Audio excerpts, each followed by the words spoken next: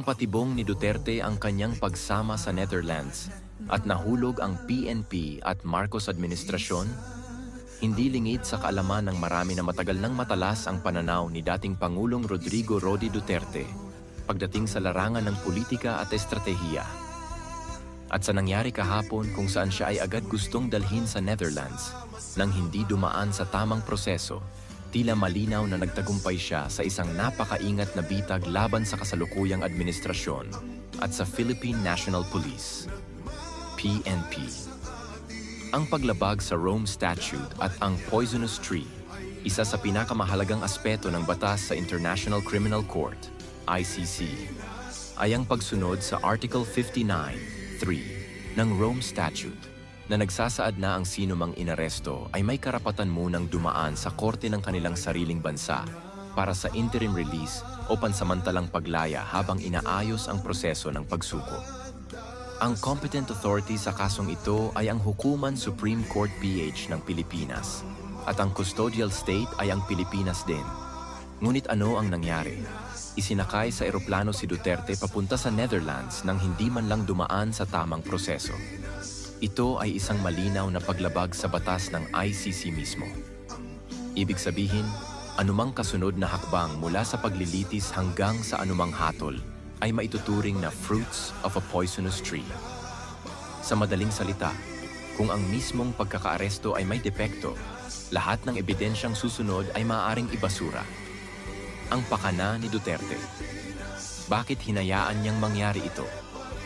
Maraming nagtatanong, bakit hindi lumaban si Duterte? Bakit tila tanggap niya ang nangyari? Ang sagot ay makikita sa mismong mga salitang kanyang binitiwan. Naiintindihan ko mga yan dahil trabaho nila ito. This is why it has come to an end. Isang pahayag na puno ng kahulugan. Ipinapakita nito na alam niyang darating ito at hinayaan niya ito mangyari hindi dahil wala siyang magawa, kundi dahil gusto niyang ilagay sa alanganin ang PNP, ang ICC at ang Administrasyong Marcos. Ang mensahe ay malinaw. Ang PNP at ang gobyerno mismo ang lumabag sa due process, hindi siya. Sa ganitong paraan, hindi lang niya napakita ang kahinaan ng kasalukuyang administrasyon, kundi inilagay rin niya sa peligro ang mismong kaso laban sa kanya. Paano nahulog ang Marcos admin at PNP sa bitag? Una, pagsunod ng PNP ng walang due process. Sa halip na siguruhing dumaan sa Korte ng Pilipinas, agad nilang isinuko si Duterte sa ICC, isang hakbang na labag sa batas na kanilang sinusunod. Pangalawa, pagkawalang kibo ng administrasyon. Sa halip na ipagtanggol ang soberanya ng bansa at igiit ang tamang proseso, tila hinayaan lang ng gobyerno na mangyari ito na nagpapakita ng kanilang kahinaan sa pandaigdigang entablado. Pangatlo, pagtibay ng argumento na may bias ang ICC. Dahil sa hayagang paglabag sa Article 59(3), lumakas ang argumento na ang ICC ay hindi patas at ginagamit lamang laban sa mga pinunong hindi kaalyado ng kanluran. Ano ang posibleng mangyari ngayon? UN Security Council Intervention.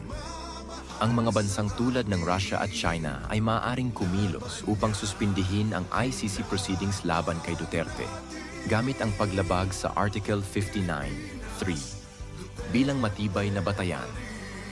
Pagkawasak ng kredibilidad ng ICC.